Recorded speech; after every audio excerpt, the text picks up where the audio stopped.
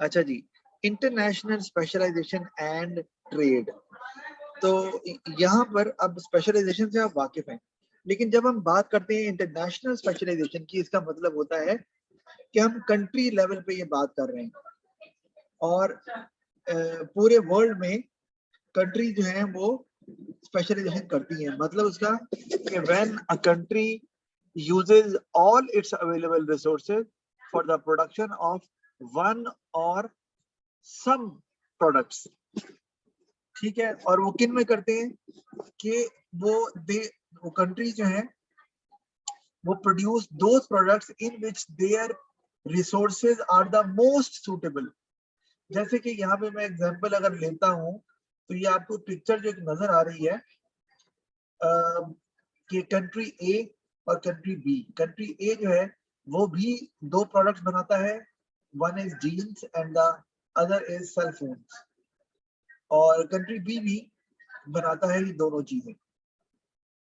अब इसमें देखने वाली चीज ये है कि कंट्री ए के जीन्स का आप कलर देखो, वो बहुत ही एक स्मॉल रेक्टेंगुलर बॉक्स है, और अगर आप कंट्री बी के जीन्स का कलर देखो पिंक, तो एक लार्ज रेक्टेंगुलर बॉक्स है।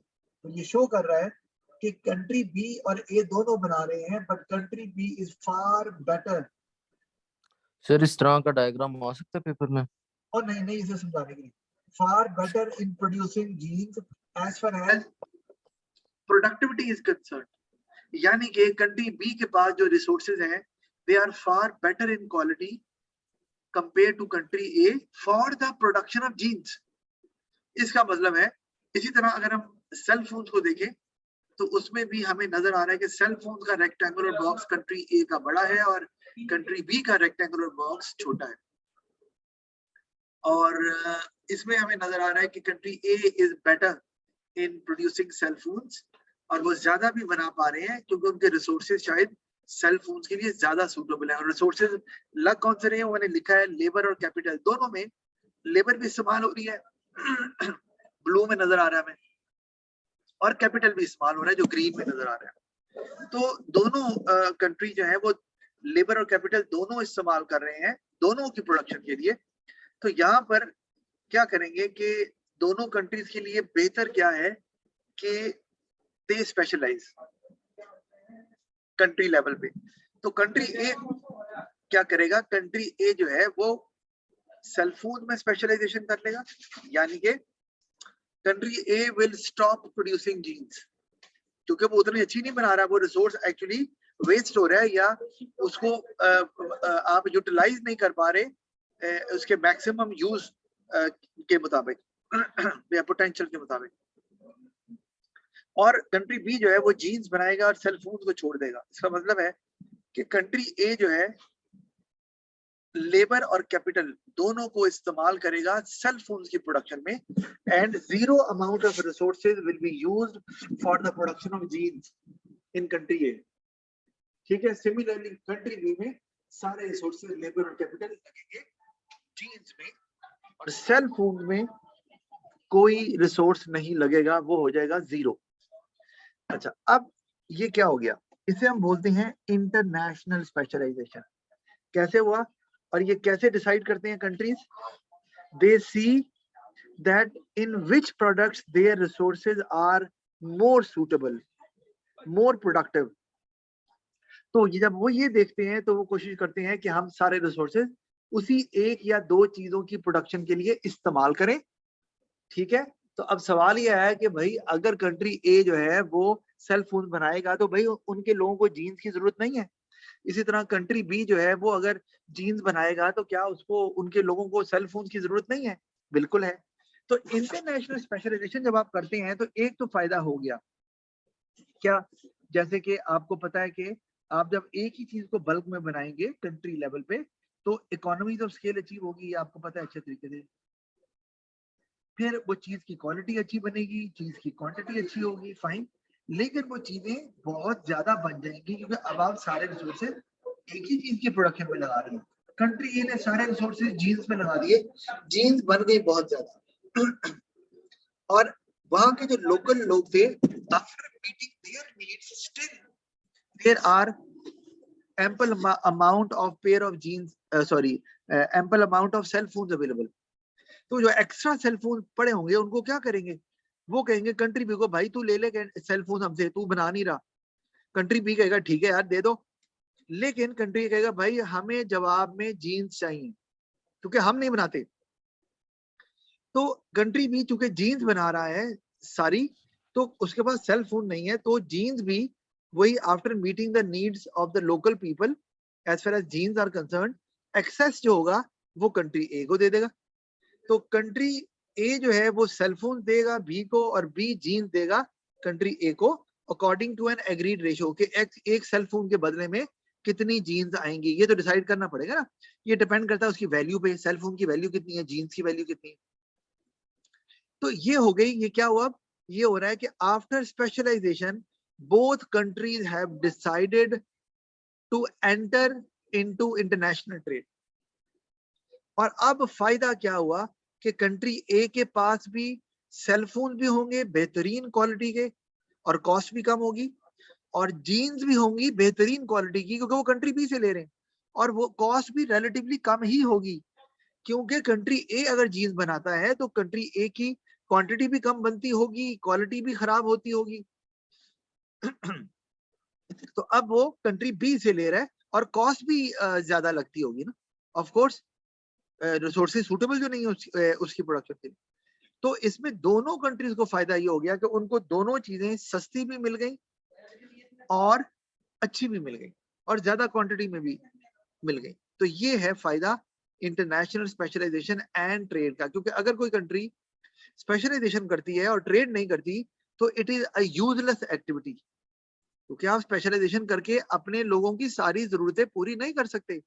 You require other items as well, तो वो फिर आप दूसरे कंट्री से लेते हैं जिसमें उन्होंने स्पेशलाइजेशन किया हुआ, और इससे फायदा होता है ऑफ कोर्स कि आपको सस्ते दामों अच्छी क्वालिटी की चीजें मिलती हैं और लिविंग स्टैंडर्ड कंट्रीज का बढ़ जाता है। जी कोई सवाल? नहीं सर। ये डायग्राम मैंने इसलिए ऐड की थी ताकि हमें क्लियर हो जाए। और ये जो ट्रेड हो रही है अब, इसको हम क्या बोलेंगे, इंपोर्ट एंड एक्सपोर्ट। और इंपोर्ट एक्सपोर्ट कहाँ होती है, जो ग्रीन सर्कल मैंने दिया हुआ है जहां नजर आ रहा है कि जीन्स आगे जा रही है और सेल फोन भी आगे जा रहे हैं, तो कंट्री ये सेल फोन दे रहा है यानी कि एक्सपोर्ट कर रहा है, और कंट्री बी जो है वो जीन्स को एक्सपोर्ट कर रहा है, और कंट्री बी उसको इंपोर्ट कर रहा है जीन्स को, और कंट्री ए जीन्स इंपोर्ट कर रहा है, कंट्री बी जो है वो सेल फोन इंपोर्ट कर रहा है। और ये जो ग्रीन सर्कल नजर आ रहा है ये है इंटरनेशनल मार्केट, यानी कि यहाँ पर इंपोर्ट एक्सपोर्ट होती है। अच्छा अब हम जल्दी से एक और कॉन्सेप्ट।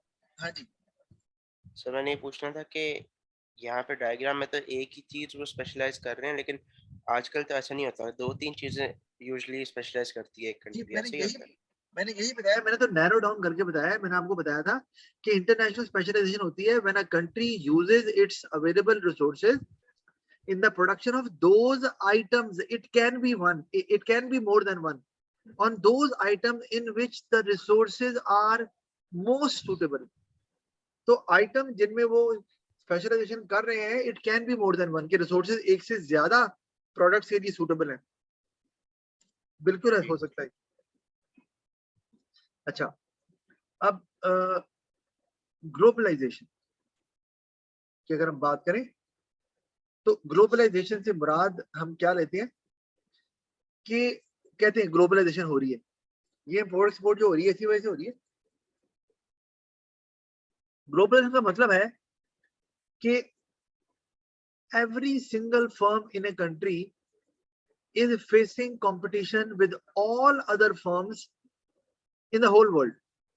यानी कि अब एक फर्म का कंपटीशन सिर्फ उन फर्म से नहीं है जो सामने नजर आ रही है, अब उनका कंपटीशन जो है वो उन फर्म से भी है जो बाहर ऑपरेट करती हैं लेकिन यहाँ पर अपनी चीजें भेज रही हैं। तो और ये ग्लोबलाइजेशन से हो रहा है कि क्योंकि ग्लोबलाइजेशन में होता क्या है, हम इसके लिए वर्ड इस्तेमाल करते हैं कि the whole world has become a global village. मतलब इजी एक्सेस हो गई है, ईज ऑफ ट्रांसपोर्टेशन हो गया है, ईज ऑफ कम्युनिकेशन हो गई है, ईज ऑफ स्टोरेज फैसिलिटी हो गई है, जिससे एक जगह से दूसरी जगह चीजों को ट्रांसफर करना, क्योंकि बेटर इंफ्रास्ट्रक्चर आ गया है, ट्रांसपोर्टेशन की फैसिलिटी आ गई है, स्टोरेज फैसिलिटी आ गई है। इवन पेरिशेबल आइटम भी कोल्ड स्टोरेज में आप स्टोर करके एक कंट्री से दूसरे कंट्री सेंड कर सकते हैं। फिर रोड नेटवर्क आ गया है, सी के जरिए आप देखो, सी के थ्रू आप गाड़ियां इंपोर्ट होती हैं, आपको पता है अच्छे तरीके से बनी बनाई, जो बाहर के मुल्कों में बनती हैं।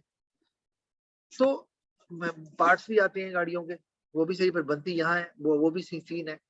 अच्छा, कम्युनिकेशन के यहाँ कोई बायर है वो डायरेक्ट कांटेक्ट कर सकता है through email, internet, through a seller और a supplier in another country, और उनकी आपस में मीटिंग हो सकती है स्काइप पे या किसी भी प्लेटफॉर्म पे यूजिंग इंटरनेट, और वो एग्रीमेंट कर सकते हैं आपस में कि जी जनाब भेज दें चीजें, और उसमें फिर आप बैंक्स को इन्वॉल्व कर लेते हैं, आप यूजली बैंक्स को इन्वॉल्व कर लेते हैं, ठीक है। अच्छा, अब बैंक्स को जब आप इन्वॉल्व करते हैं तो वो भी ऑनलाइन सिस्टम ही है ना, बंदे तो नहीं जा रहे, एक बंदा पाकिस्तान बैठा हुआ है, एक अमेरिका बैठा हुआ है, तो फिर वो बैंक्स के थ्रू ट्रांजैक्शंस करते हैं, डॉक्यूमेंट्स भेजे जाते हैं, पैसे भी भेजे जाते हैं, तो उसमें बैंक्स आ जाते हैं। यानी कि पाकिस्तान में मैं हूं तो मैं अपने बैंक को इन्वॉल्व करूंगा, वो इस बैंक के थ्रू उस बैंक में पैसे भेजेगा, और वो जो बैंक है वो भी इन्वॉल्व होगा, और वो डॉक्यूमेंट्स वगैरह जो भी ओनरशिप के डॉक्यूमेंट्स हैं वो भेजेगा इधर। तो इस तरह से चलता है काम। इसके लिए एक टर्म इस्तेमाल करते हैं, लेटर ऑफ क्रेडिट। बहरहाल मेरा मकसद इस डॉक्यूमेंट के बारे में बताना नहीं है, बता रहा हूँ कि बड़ा कॉमन सा डॉक्यूमेंट है लेटर ऑफ क्रेडिट, कि अगर आपने इम्पोर्ट एक्सपोर्ट करनी है तो आप बैंक के थ्रू ये कर सकते हैं। उसके लिए लेटर ऑफ क्रेडिट को ओपन करना पड़ता है थ्रू बैंक। बहरहाल ये इसकी जरूरत नहीं है, आपके कोर्स में भी नहीं है। तो ग्लोबलाइजेशन का मतलब आसान लफ्जों में आप कह लो, बेटर इंफ्रास्ट्रक्चर की वजह से, बेटर कम्युनिकेशन सिस्टम की वजह से, बेटर स्टोरेज फैसिलिटीज की वजह से, और उसके अलावा रिड्यूस्ड ट्रेड बैरियर्स की वजह से। ट्रेड बैरियर्स मतलब वो फैक्टर्स जो रिस्ट्रिक्ट करते हैं इंटरनेशनल ट्रेड को, इंपोर्ट या एक्सपोर्ट। तो अब जैसे हमने पाकिस्तान इंडिया, इंपोर्ट टैरिफ्स होते हैं। हाँ जी, जैसे पाकिस्तान इंडिया में बैन लगा हुआ है, इंडिया की चीजें पाकिस्तान नहीं आ रही, पाकिस्तान की इंडिया नहीं जा रही, तो ये बैरियर ही है ना। तो अब कंट्रीज जो है ना वो जा रहे हैं टुवर्ड्स रिड्यूस्ड बैरियर्स और नो बैरियर्स, कि यार बैरियर हटाओ, बैरियर हटाएंगे तो हमें भी फायदा होगा, दूसरे को भी होगा। जैसे हमने एग्जांपल में पढ़ा कि दोनों कंट्रीज को फायदा होगा, जो ट्रेड करती हैं उन दोनों को फायदा होगा। यानी कि अगर अभी पाकिस्तान और इंडिया के बॉर्डर खुल जाए ना तो ट्रेड धड़ाधड़ होगी, और दोनों कंट्रीज को फायदा होगा, ये आपको बताओ। हमारा लोग नहीं कर रहे, एक और बात है। तो ग्लोबलाइजेशन में अब जरा देखें, क्या it is a term used to describe increasing interaction and integration of people. लोगों की इंटरेक्शन हो रही है, बताया आपको, यहाँ बैठे बैठे दूसरे मुल्क के बंदे से इंटीग्रेशन, वो एक ही प्लेटफॉर्म पे इकट्ठे भी हो पा रहे हैं, स्काइप की मीटिंग चल रही है, बिजनेसेस भी इकट्ठे हो रहे हैं, इकोनॉमीज भी वर्ल्ड वाइड। और सबसे बड़ी एग्जांपल अगर मैं लूं वर्ल्ड वाइड इकोनॉमीज की, वो है यूरोपियन यूनियन। नाम सुना होगा आपने, यानी कि यूरोप के कितने मुमालिक हैं जो कि यूरोपियन यूनियन के मेंबर हैं, और वो आपस में ट्रेड करते हैं फ्री फ्रॉम बैरियर्स। आगे लिखा हुआ है, अच्छा, improve communication, transportation, storage system and reduce trade barriers. आपको पता है कि एक करेंसी है जिसका नाम है यूरो, सुना हुआ है? यूरो नाम सुना है कि नहीं सुना? हाँ जी सर। तो सुना यूरो, हुआ है। हाँ सुना हुआ है। तो यूरो मैं किसी सर किसी कंट्री की करेंसी नहीं है, यूरो है यूरोपियन यूनियन में जितने ममालिक शामिल हैं या उसके मेंबर हैं, वो इस यूरो करेंसी को इस्तेमाल कर सकते हैं इम्पोर्ट एक्सपोर्ट में, अपनी करेंसी की जरूरत नहीं है। मतलब यूके अब तो खैर यूरोपियन यूनियन का मेंबर नहीं है, पहले था। तो वहां यूके जाओ तो आप चाहे पाउंड में पे करो चाहे यूरो में पे करो, नो प्रॉब्लम। उससे फायदा ये होता है कि आपको करेंसी एक्सचेंज नहीं करानी पड़ती।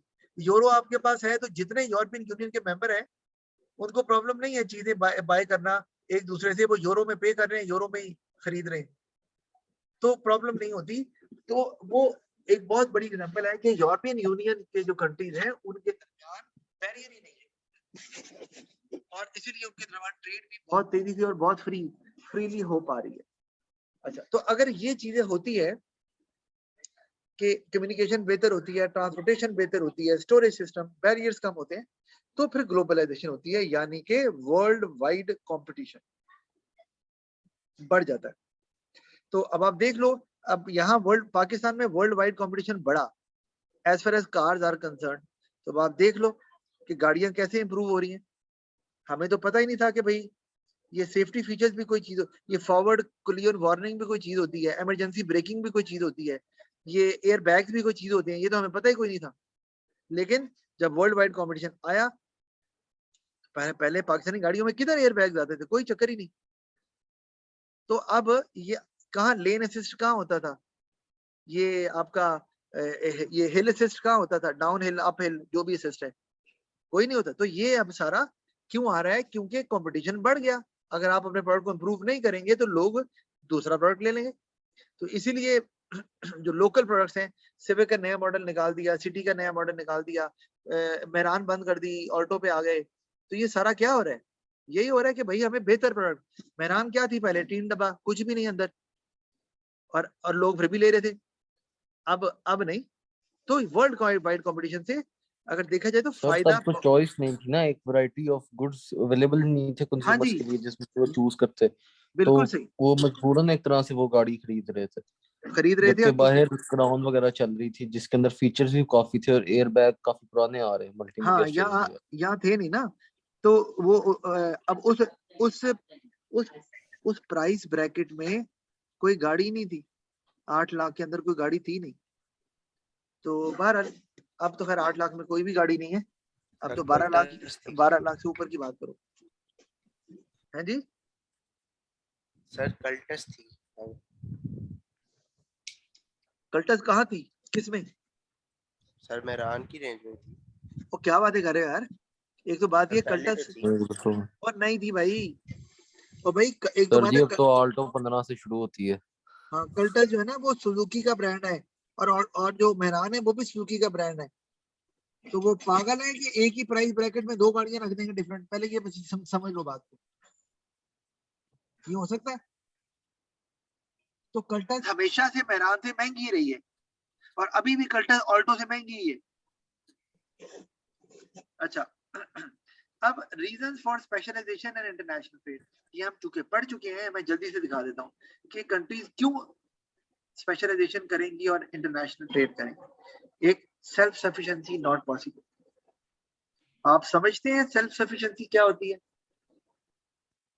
सर यानी कि उस कंट्री के पास इतने सोर्सेज नहीं है कि वो अपनी सारी जो डिमांड है वो पूरी कर सकें अपनी कंट्री के अंदर रह के लोकल फर्म्स के थ्रू। हाँ, यानी कि जो लोकल लोकल पीपल है उनकी जो नीड्स एंड वांट्स हैं, कोई भी कंट्री, दुनिया का कोई भी कंट्री ये क्लेम नहीं कर सकता।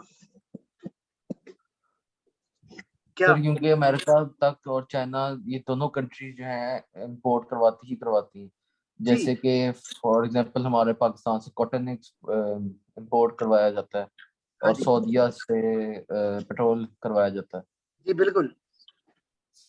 तो इसका मतलब कोई कंट्री भी ये कह ही नहीं सकती कि हमारे पास वो सारे रिसोर्सेज हैं जिनसे हम वो चीजें बना सकते हैं जिसको हमारे लोगों की जरूरत है, ऐसा नहीं हो सकता।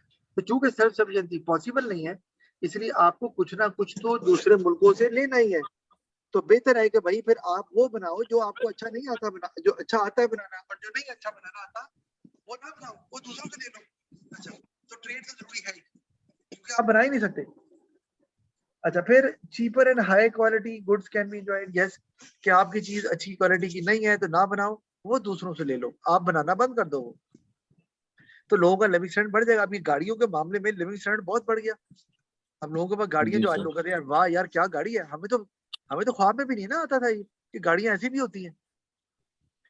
तो अब गाड़ियां अब जाके हुआ है ना, ये तो आप करो इनकलाब ही आ गया गाड़ियों में। अगर देखा जाए तो कुछ कुछ चंद सालों के अंदर ऐसी ऐसी गाड़ी आ गई है कि पता ही नहीं चला। 50 60 50 से 70 लाख में तो गाड़ियों की अन्नी मच गई ना, जब से फुटेज आई है उसके बाद से। तो और वो लोग ले रहे हैं, मतलब ये नहीं है कि नहीं ले रहे। तो क्वालिटी, अब कहते हैं जी हमने क्वालिटी पे जाना है। फिर goods that can not be produced in a country can be consumed by the people. एक बड़ी बात कि जो चीज आपके मुल्क में नहीं भी बनती फिर भी लोग उसको कंज्यूम कर पा रहे हैं, तो लिविंग स्टैंडर्ड बढ़ेगा ना। यूके में पाकिस्तान से आम जाते हैं हाई क्वालिटी के, तो वहां आम ग्रो नहीं हो पाते क्योंकि वहां का क्लाइमेट जो है वो गर्म होता ही नहीं है। जून जुलाई के अंदर भी पंखे की जरूरत नहीं पड़ती वहां। और जून जुलाई में जैसे भी अगर सऊदीया से डेट्स मंगवाई जाती हैं, क्या मंगवाई जाती है, तो जैसे खजूर वगैरह हाँ जी सऊदीया बिल्कुल, वगैरह से ऑल बिल्कुल अराउंड ऐसे ही, द वर्ल्ड। बिल्कुल ऐसे ही है। तो वो तो इसलिए लोग इस्तेमाल कर रहे हैं, इस तरह यूके में भी आम इस्तेमाल कर रहे हैं बेहतरीन किस्म के पाकिस्तान के। तो देख लो बन नहीं रहे लेकिन इस्तेमाल हो रहे हैं, तो लिविंग स्टैंडर्ड अप हो गया ना। फॉरेन एक्सचेंज अर्निंग सबसे बड़ी बात, जब आप ट्रेड करते हैं और चीजें बेचते हैं तो आपके पास फॉरेन करेंसी आती है, यानी कि डॉलर, डॉलर आता है। और डॉलर की जरूरत क्यों है भला, क्यों जरूरत होती है ताकि डॉलर, हमारा फॉरेन एक्सचेंज अप्रिशिएट करे। ताकि कल को हमने अगर कुछ खरीदना है तो हम डॉलर दे के खरीद ले, हमें डॉलर ना खरीदने पड़े। अभी ये जो डॉलर ऊपर को जाई जा रहा है, आप रोज रेट देख रहे हो, उसकी वजह यही है कि हमारे पास डॉलर नहीं है, हम डॉलर खरीद रहे हैं बाहर से इंपोर्ट करने के लिए। अगर हमारे पास डॉलर पहले से पड़े होते तो हम डॉलर खरीदते ना, और डॉलर खरीदते ना तो डॉलर की डिमांड भी ना बढ़ती, और डॉलर की डिमांड ना बढ़ती तो डॉलर ने ऊपर नहीं जाना था। तो फॉरेन एक्सचेंज अर्निंग की हर मुल्क को जरूरत है। अगर फॉरेन रिजर्व खत्म हो जाए तो बेड़ा गर्क हो जाएगा मुल्क के लिए, मुल्क का बेड़ा गर्क हो जाएगा। उसके लिए पे करने के लिए फॉरेन करेंसी नहीं होगी। अच्छा, ये फॉरेन करेंसी पे हम बात करेंगे अगले जो आखिरी चैप्टर है उसमें। और इकोनॉमी स्केल की मैं आपको बता चुका हूँ, बड़े स्केल पे जब आप एक ही चीज बनाएंगे तो आपकी वो जो प्रोडक्ट की कॉस्ट है वो ऑफ कोर्स कम हो जाएगी।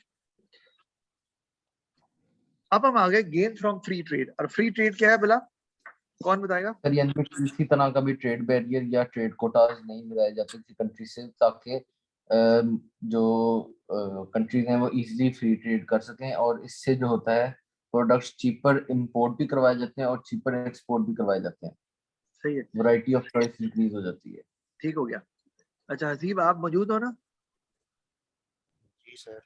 अच्छा चलो, तो मैंने कहा ये शुएब जो है ना वो बिजनेस पढ़ रहा है और यकीनन क्वेश्चन भी करके दिखाता होगा। तो आप भी कोई नहीं, थोड़े से पैसे जो भी है तय कर लेना मुझसे। और वो अच्छी है, मैं बता रहा हूँ ना, मेरी कुलीग है, तो उनको आप बिजनेस के पेपर भेज, मैं आपके पेपर ना वैसे चेक कर देता, कोई प्रॉब्लम नहीं थी, लेकिन मैं कर ही नहीं सकता। आप देखो मैं तो आपकी असाइनमेंट चेक नहीं कर पाता, वरना पहले हो रही थी, अब प्रॉब्लम ही ऐसी आ गई। अब वीकेंड पे बैठ के अलग से करूंगा क्योंकि मुझे असाइनमेंट चेक नहीं करनी होती। आपको पता है मुझे असाइनमेंट का पोस्टमार्टम करना होता है, खाली चेक करके मार्क थोड़ी कर देना है। अच्छा खैर, तो आप शुएब से रब्ता कर सकते हो करना चाहो तो। अच्छा खैर, मर्जी आपकी। ठीक है सर। और एक और हजीब आपकी वो मुस्तफा से कहना इस महीने की अभी आई नहीं है फी, अच्छा सर ठीक। उससे कह देना। अच्छा, अब फ्री ट्रेड हमें समझ आ गई है कि फ्री फ्रॉम ट्रेड बैरियर्स, फायदा allows countries to benefit from specialization. सारी बात फ्री ट्रेड हो रही है तो अब कंट्री, हर कंट्री कहता है हम वही बनाएंगे जिसमें हम अच्छे हैं, और जो इसमें अच्छे नहीं है वो दूसरों से ले लेंगे। तो एक तो, और उसका स्पेशलाइजेशन का फायदा क्या है वो आपको पता है, लोअर कॉस्ट है, बेटर क्वालिटी है, हायर प्रोडक्शन है, तो ये आपको पता है। Greater variety of goods and services, yes, क्योंकि अब आप जो चीज बना रहे हैं वो तो आपको मिल रही है, जो नहीं बना रहे वो भी मिल रही है, तो वैरायटी आ रही है। कुछ चीजें जो आपके मुल्क में बन रही हैं वो भी, जो बाहर से आ रही है वो भी। जिस तरह गाड़ियां, कुछ गाड़ियां पाकिस्तान में संभल होती हैं और कुछ गाड़ियां बाहर से आ रही हैं, वैरायटी आ गई।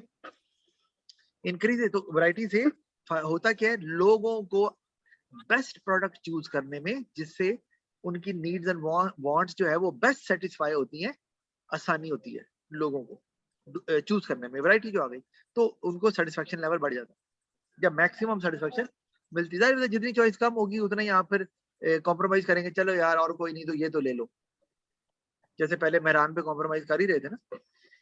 Increases competition and efficiency, yes, competition जब बढ़ता है तो आपको मैंने एग्जांपल दे दी है कि गाड़ियां कैसे उनकी क्वालिटी में इजाफा हो गया, तो एफिशिएंसी बढ़ कंपैरेटिव जाती प्राइसिंग हो रही है। है। कंपैरेटिव प्राइसिंग हो रही है, जैसे जी कि एक ब्रैकेट बन गया हुआ है, इनके अंदर अंदर लोग अपनी जी, कंपनी बिल्कुल अपनी ऐसे ही है, गाड़ियों की प्राइसेस सेट कर रही है। बिल्कुल सही कह रहे हो आप, ब्रैकेट बन गई है। और जिसमें अब आप देखो किया स्टोनिक भी इसी में आ रही है, और मतलब 40 लाख से लेके तो 70 लाख के अंदर अंदर गाड़ियां बहुत ज्यादा आ गई। तो वो तब आती है ना जब आप कॉस्ट को भी कंट्रोल रखेंगे और क्वालिटी को भी अप टू द मार्क रखेंगे। अब जितनी गाड़ियां आ रही है ना, चाहे वो चैरिटी को हो जाए, चाहे वो चंगान की ओशान X7 हो जाए, चाहे वो कोई भी गाड़ी हो जाए, वो उनकी क्वालिटी अच्छी है, वो क्वालिटी। अब कोई कहता है यार नई गाड़ी है पता नहीं यार कैसी हो, तो मैंने कहता हूँ भाई, कोई इस जितना इंटेंस कंपटीशन ऑटोमोबाइल इंडस्ट्री में चल रहा है, कोई निकम्मी गाड़ी देने का सोच भी नहीं सकता। अच्छा, एक गाड़ी मैं आपको बताता हूं, अभी मौजूद है BRV, होंडा BRV, ठीक है जी। होंडा BRV जो है, इसकी प्राइस ब्रैकेट में कोई गाड़ी नहीं है, और इसी वजह से BRV के अंदर अगर हम देखें तो उसमें फीचर जो है वो कम दिए हैं बहुत ज्यादा। मतलब उसके अंदर क्रूज कंट्रोल नहीं दिया हुआ, 7 सीटर तो कर दिया, 7 सीटर BRV जो अब 40,80,000 की है, तो इस प्राइस ब्रैकेट में कोई नहीं आ रहा 7 सीटर में, तो इसमें नहीं आ रहा। तो इसलिए उन्होंने भी कहा ठीक है, पर हम मिनिमम फीचर दें। अभी अचानक आज 40 लाख की रेंज में और 7 सीटर आ जाए अगर, तो आप देखो कि होंडा BRV को क्या होता है, वो कैसे फीचर्स ऐड करते हैं साथ। और फेस अपलिफ्ट करके उसके अंदर फीचर्स ऐड जी, कर फेस देंगे। Uplift, Honda sensing, lane departure, lane assist, पता नहीं क्या कुछ डाल दे, forward collision warning, emergency braking, सब कुछ डाल देंगे, वो 360 डिग्री कैमरा वगैरह वगैरह। तो ये अभी चूंकि नहीं है, तो आप देख रहे हो कि वहां उस सेगमेंट में नहीं कंपटीशन, तो वो इजी है उनका मुकाबला। बड़ी अच्छी चीज निकाली हुई है, एक तो हिट भी है, चलती है, पॉपुलर है, लोग लेते हैं, जिनकी फैमिली है और जो चाहते हैं कि इकोनॉमी हो, प्राइस ज्यादा ना हो, तो वो अभी तक काम चल रहा है उनका। मैं देख रहा हूँ कोई गाड़ी उसके मुकाबले में नहीं आ रही उस प्राइस के हवाले से, तो उन्होंने भी फीचर्स डाउन रखे हैं। तो एक ये फायदा होता है कंपटीशन से, लोगों का किसका फायदा होता है, कंज्यूमर्स का, कम प्राइस, क्वालिटी अच्छी, तो सेटिस्फेक्शन ज्यादा होगी। एडिशनल बिजनेस अपॉर्चुनिटीज, हाँ, अब जो दूसरी फर्म्स हैं उनके पास अपॉर्चुनिटीज आ गई क्या, अब नई गाड़ी आ रही है तो उनके स्पेयर पार्ट्स में आप डील कर सकते हैं, उनके आप कुछ छोटे मोटे सप्लायर बन सकते हैं, उनके स्पेयर पार्ट्स आप प्रोड्यूस कर सकते हैं, बिल्कुल हो सकता है। ये ऐसा मुमकिन है कि और जो बिजनेसेस हैं उनको भी काम मिल जाता है, या उनको भी लगता है यार इतने बिजनेस चल रहे हैं तो हम क्यों ना आएंगे। जो गाड़ियां हैं ये देखा देखी है ना, अचानक थोड़ी ना आ गए। अच्छा यार यार किया गई तो किया कामयाब हो गई यार, hyundai गई है, ये भी कामयाब हो गई यार। अच्छा, तो फिर अच्छा हम भी चलते हैं, चलो जी। उन्होंने कहा जी हम तो, ये इस तरह देखा देखी जब देखते हैं कि बिजनेसेस जा रहे हैं और कामयाब हो रहे हैं, तो फिर दूसरे बिजनेसेस को भी अपॉर्चुनिटी मिलती है कि वो भी अपने आप को एक्सपैंड कर पाए आसानी से। अच्छा, फिर better relationship with other countries, जारी बात है, जब मैंने कहा ना इंडिया पाकिस्तान में अच्छे रिलेशनशिप, आज ट्रेड खोलें तो कल ही रिलेशनशिप अच्छे हो जाएंगे, क्योंकि दोनों को पता चल जाएगा दोनों का बेनिफिट क्या हो रहा है। लेकिन चूंकि ट्रेड बंद है, इसलिए रिलेशनशिप कभी अच्छे नहीं हो सकते। रिलेशनशिप अच्छे होने का सिर्फ एक ही तरीका है, वो है ट्रेड खोल दो, टीम को खेलने आने दो, पाकिस्तान की टीम को जाने दो, ठीक हो जाएगा सब कुछ। चाइना और पाकिस्तान का इतना अच्छे ताल्लुकात क्यों चल रहे हैं, बचपन से मैं भी सुन रहा हूँ, बचपन से आप भी सुन रहे हैं, वो हमारा मामा लगता है, हमारा सगा भाई है चाइना। नो, चाइना के has trade interest in Pakistan. Trade बहुत ओपन है। हाँ जी, अन्नी बचाई हुई चाइना ने। वो चाइना आपकी गाड़ी आ रही है, आने दो कोई मिनट, एमजी को ले लो, मॉरिस गैरेजेस चाइना की कंपनी है, पता है? नहीं ना पता? वैसे ब्रिटिश कंपनी थी पहले, पता है सर। हाँ, लेकिन चाइना ने बाद में खरीद लिया। जी सर। अच्छा, तो ये गवादर को ले लो, गवादर चल रहा है, बड़ा तरक्की करेगा मुल्क, वो गवादर का 70% फायदा चाइना ने ले जाना है। तो इसलिए चाइना का इंटरेस्ट पाकिस्तान में है, इसलिए ताल्लुकात भी अच्छे रखे हुए। चाइना पाकिस्तान का साथ देता है, इंडिया कुछ भी गए चाइना कहता है ऐसी तैसी हमारी। वो इंडिया अमेरिका के साथ है, चाइना पाकिस्तान के साथ है, और चाइना पाकिस्तान के साथ इसीलिए है ना, जो चाइना को मुस्लिम कंट्री थोड़ी है, वो इंटरेस्ट है, तो ताल्लुकात अच्छे हैं, ये एक बड़ी वजह। फिर इफेक्टिव यूज ऑफ रिसोर्सेज का बेस्ट यूज, यानी कि रिसोर्स वेस्ट नहीं होंगे, रिसोर्सेज वहीं इस्तेमाल होंगे जहां उनका बेस्ट यूज हो सकता है, और वो स्पेशलाइजेशन से ही होता है। अच्छा, आगे हमारे पास लेकिन साथ में प्रॉब्लम भी हैं, जैसे अभी सवाल आ सकता है ना, discuss whether free trade is always beneficial for an economy. 8 number का सवाल ऐसे आ सकता है ना, तो फिर आपको फायदे भी बताने हैं जो हमने बात की, फिर आप नुकसान भी बताएंगे जो हम बात करने लगे। तो अब ये देखो प्रॉब्लम, सर वैसे अगर फ्री ट्रेड होता है तो पाकिस्तान के लिए वो नुकसान भी होगा। अगर फ्री ट्रेड होगा तो फिलहाल तो नुकसान ही होगा। उसकी वजह यह है कि पाकिस्तान की इंडस्ट्रीज ग्रो ही नहीं कर रही। पाकिस्तान की इंडस्ट्रीज बेसिकली प्राइमरी इंडस्ट्रीज हैं, रॉ फॉर्म जी में सर। चीजें भेज रही, फिनिश चीजें भेजते ही नहीं है। वो जब तक इंडस्ट्री पांव पे खड़ी नहीं होती, जो ये कर भी नहीं रहे और एक्सपोर्ट नहीं करना शुरू करते, उस वक्त तक फ्री ट्रेड तो नुकसानदेह है। हमारी कौन सी गाड़ी बन रही है? कोई पाकिस्तानी नाम की गाड़ी बनती है? एक गाड़ी आती थी एडम रेवो के नाम से, कब की दफन हो गई है। पाकिस्तान में बनती थी वो, मतलब असेंबल होने की बात नहीं कर रहा, पाकिस्तानी इंजीनियर्स ने डिजाइन की थी और पाकिस्तान में बनी थी। फर्क हो गई, एक ही गाड़ी थी सिर्फ। बाकी जितनी गाड़ियां हैं या तो वो सीबीयूज है या वो सीकेडी है, यानी कि सिर्फ असेंबल होते हैं, पार्ट्स बाहर से आते हैं। तो पहले आपको खुद अपनी इंडस्ट्री को ग्रो करना पड़ेगा, तब बात बनेगी। चाइना को देख लो, ग्रो करने के बाद उन्होंने अब मुल्क में फैल रहे हैं। अब चाइना, याद रखना, अब चाइना को आप लो क्वालिटी प्रोडक्ट के साथ एसोसिएट करना भूल जाओगे। भूल ही गए हो ना। एमजी को देख लो, किधर से लो क्वालिटी लगती है, अंदर बैठ के देखो। 89 लाख की एमई हो गई है, लोग पागलों की तरह ले रहे हैं उसको।